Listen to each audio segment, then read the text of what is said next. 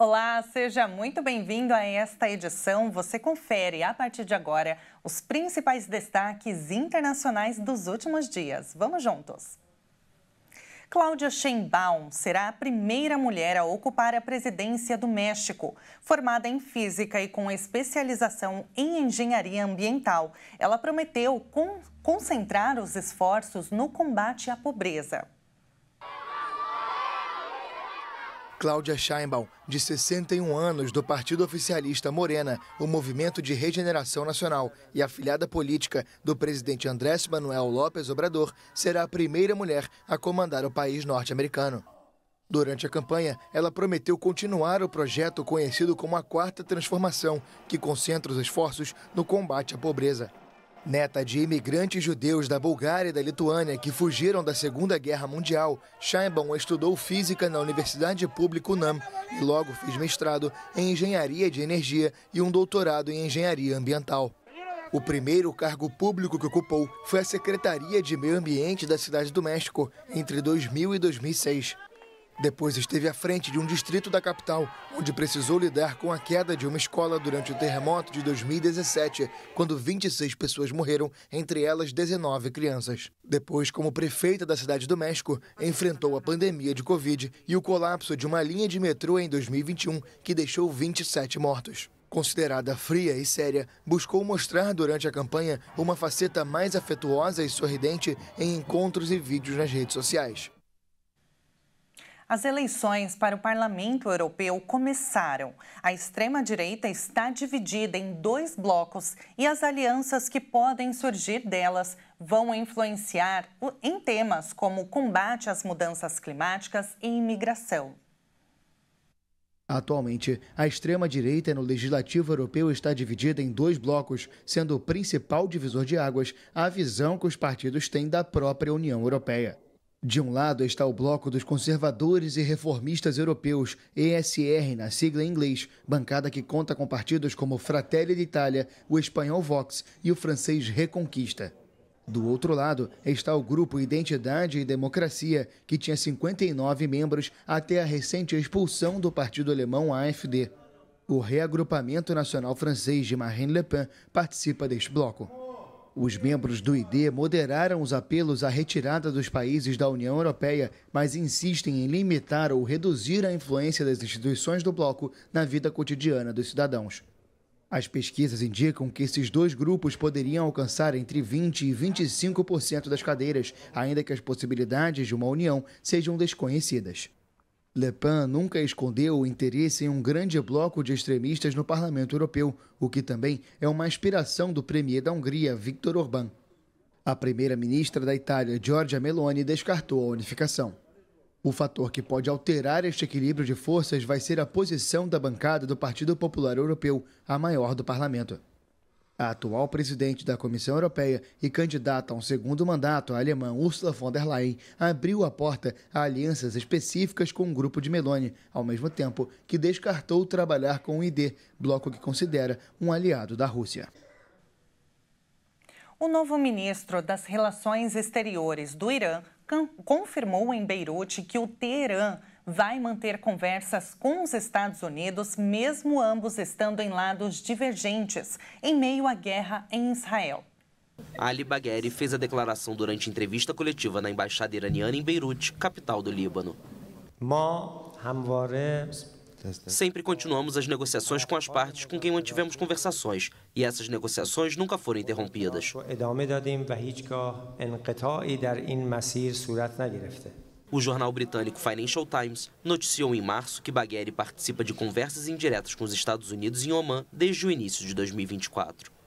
As conversas ocorrem em meio a um contexto da escalada das tensões regionais devido à guerra entre Israel e o movimento palestino Hamas em Gaza. A República Islâmica do Irã, a fim de clarificar as suas posições, evitar mal-entendidos e trabalhar no sentido de alcançar soluções duradouras para as questões pendentes, esteve presente à mesa de negociações a fim de cumprir e garantir os interesses do povo iraniano. Bagheri exerce o cargo de chanceler interino após a morte do presidente iraniano Ebrahim Raisi em maio em um acidente de helicóptero, juntamente com o então ministro das Relações Exteriores, Hossein Amir Abdollahian. Ele trabalhava como adjunto de Abdollahian e era negociador-chefe do programa nuclear iraniano. Washington e Teherã cortaram relações diplomáticas após a Revolução Islâmica no Irã em 1979. Os Estados Unidos são o principal aliado de Israel, enquanto o Irã apoia o Hamas e o movimento libanês Hezbollah. Falando do Irã, o líder supremo do país, o Ayatollah Ali Khamenei, afirmou que Israel está no caminho para a destruição. O líder também elogiou a ação do Hamas contra o território israelense no dia 7 de outubro, que desencadeou a guerra na faixa de Gaza, onde já morreram mais de 36 mil pessoas, a maioria mulheres e crianças. O Irã é um dos principais aliados do grupo extremista. O regime sionista está gradualmente derretendo diante dos olhos do mundo. Ele está chegando ao fim. As pessoas do mundo estão vendo isso. O Irã, que não reconhece Israel, se apresenta como um dos principais aliados do Hamas, um dos membros do chamado Eixo da Resistência, que reúne os aliados de Teherã no Oriente Médio. Khamenei ainda elogiou o movimento islamista palestino pelo ataque de 7 de outubro contra Israel.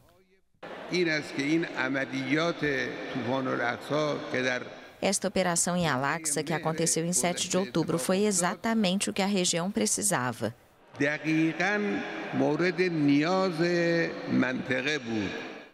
O ataque sem precedentes do Hamas no sul de Israel recebeu condenações de todo o mundo. Na ocasião, militantes do grupo islamista atacaram a região perto da fronteira, matando mais de 1.170 pessoas, a maioria civis, além de fazer mais de 250 reféns. Em resposta, Israel prometeu aniquilar o Hamas e iniciou uma ofensiva contra a faixa de Gaza, onde já morreram mais de 36 mil pessoas, também em sua maioria civis. O grupo chamado OPEP+, prorrogou os cortes de produção de petróleo, mas se prepara para reabrir as torneiras. A OPEP+, é formada pela Organização dos Países Exportadores de Petróleo e seus aliados. Os 22 membros do cartel petrolífero OPEP+, decidiram neste domingo prorrogar os cortes na produção de petróleo até o final de 2025 para sustentar os preços em um contexto de incerteza econômica e política. A OPEP+, é formada pelos 12 membros da Organização dos Países Exportadores de Petróleo, liderada pela Arábia Saudita, e seus 10 aliados, liderados pela Rússia. O grupo vai prorrogar o nível de produção até 31 de dezembro de 2025, e 8 países, Arábia Saudita, Rússia, Iraque, Emirados Árabes Unidos, Kuwait, Cazaquistão, Argélia e Omã, vão prorrogar as reduções adicionais de forma voluntária. Algumas delas serão prorrogadas até setembro de 2024 e depois eliminadas gradualmente até setembro de 2025. Outras serão prorrogadas até o final de 2025, anunciou o Ministério da Energia saudita em um comunicado. Os cortes, que dizem respeito a toda a aliança, ascendem a cerca de 2 milhões de barris por dia. Se somar várias séries de reduções voluntárias, a OPEP+ mantém atualmente 6 milhões de barris por dia no solo. A atual estratégia de redução da oferta foi adotada no final de 2022 pelo cartel e o objetivo é sustentar os preços. Olhando para 2025, a OPEP+ enfrenta agora o desafio de reabrir as torneiras sem inundar o mercado e causar o colapso dos preços. É um verdadeiro quebra-cabeças, em um momento em que persistem dúvidas sobre a resiliência da demanda global. E o Fundo das Nações Unidas para a Infância anunciou que mais de 1 em cada 4 crianças menores de 5 anos no mundo sofre de pobreza alimentar severa. O número significa que mais de 180 milhões de crianças correm o risco de padecer com graves sequelas se não tiverem acesso a uma dieta nutritiva e diversificada. O Unicef explicou que crianças que comem apenas 2 grupos de alimentos por dia, por exemplo, arroz e um pouco de leite, têm 50% mais chances de sofrer formas graves de desnutrição. A agência da ONU recomenda que as crianças pequenas comam diariamente alimentos de 5 dos 8 grupos alimentares principais, como laticínios, carnes, ovos, frutas e vegetais. No entanto, 440 milhões de crianças menores de 5 anos que vivem em 137 países de baixa e média renda não têm acesso a esse mínimo de 5 grupos todos os dias. Por isso, sofrem de pobreza alimentar. Situações graves como a desnutrição ou a magreza extrema podem levar à morte. De acordo com o Unicef, se essas crianças sobrevivem e crescem, não prosperam. Elas têm desempenho pior na escola e na vida adulta apresentam mais dificuldade para se sustentar, perpetuando o ciclo de pobreza de geração em geração. E os cientistas alertam que o aquecimento global aumenta em ritmos sem precedentes. O relatório foi publicado no momento em que são realizadas negociações para a próxima Conferência do Clima, a COP29, em novembro, no Azerbaijão. O aquecimento global causado pelas atividades humanas acelera a um ritmo sem precedentes, enquanto a margem para conter o aumento de temperaturas a 1,5 graus diminui. A advertência foi feita por pesquisadores em um estudo publicado nesta quarta-feira. O relatório, publicado na revista Earth System Science Data, é resultado do trabalho de quase 60 cientistas de renome que seguem os métodos do IPCC, Painel Intergovernamental sobre Mudanças Climáticas da ONU. Em relação à era pré-industrial, a atividade humana provocou um aumento das temperaturas de 1,19 graus Celsius no período estudado e uma alta em relação aos valores do último relatório há um ano. Só no ano de 2023, o aquecimento atribuível à atividade humana foi de 1,31 graus Celsius. O aumento total foi de 1,43, considerando variáveis naturais como o fenômeno El Niño. Os autores do relatório pretendem fornecer anualmente dados atualizados que sirvam de base para as negociações das cúpulas climáticas em uma década considerada decisiva para cumprir os objetivos do Acordo de Paris de 2015. A cúpula climática daquele ano fixou a meta de limitar o aquecimento global abaixo dos 2 graus Celsius em relação à era pré-industrial e, se possível, não superar 1,5 graus. A publicação do relatório coincide com uma reunião na Alemanha que busca um avanço nas negociações climáticas antes da COP29 de novembro em Baku, capital do Azerbaijão. O aquecimento é uma consequência das emissões de gases de efeito estufa, causadas principalmente pela utilização em massa de combustíveis fósseis, como petróleo, gás e carvão. E o líder do governo alemão, Olaf Scholz, afirmou que o mundo não pode negligenciar as mudanças climáticas causadas pelo ser humano. O chanceler alemão Olaf Scholz visitou a região de Reicherstoffen, ao norte de Munique, atingida por graves enchentes. Milhares de pessoas foram evacuadas da região no final de semana e a situação piorou quando 800 pessoas precisaram sair de casa. Was mir auch wichtig ist, dass wir uns sehr klar darüber sind. O que é importante para mim é ser muito claro sobre o fato de que isso não é só um evento que tem acontecido por séculos, mas algo que já há mais e mais casos em que temos que lidar com desastres, especialmente enchentes. Esta é a 4ª vez este ano que vou a uma área específica de operação para ver os acontecimentos. É também uma indicação de que algo está acontecendo aqui. Então não podemos negligenciar a tarefa de impedir as mudanças climáticas causadas pelo ser humano. Isso é outro aviso que precisamos levar conosco.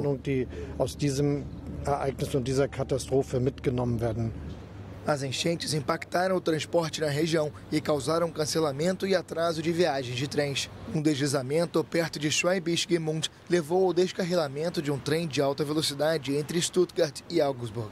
A linha foi bloqueada, mas não foram registrados feridos.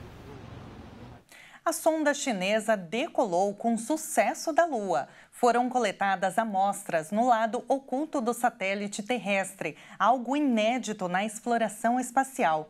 O material deve ajudar nas pesquisas científicas.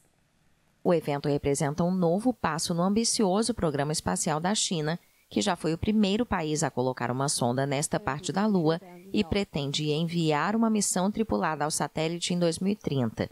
A agência estatal de notícias Xinhua, citando a Administração Espacial Nacional da China, afirmou que o módulo de ascensão da sonda chinesa Chang'e 6 decolou da superfície lunar na manhã desta terça-feira, carregando amostras coletadas no lado oculto da Lua, e acrescentou que a missão superou o teste de temperatura elevada no local.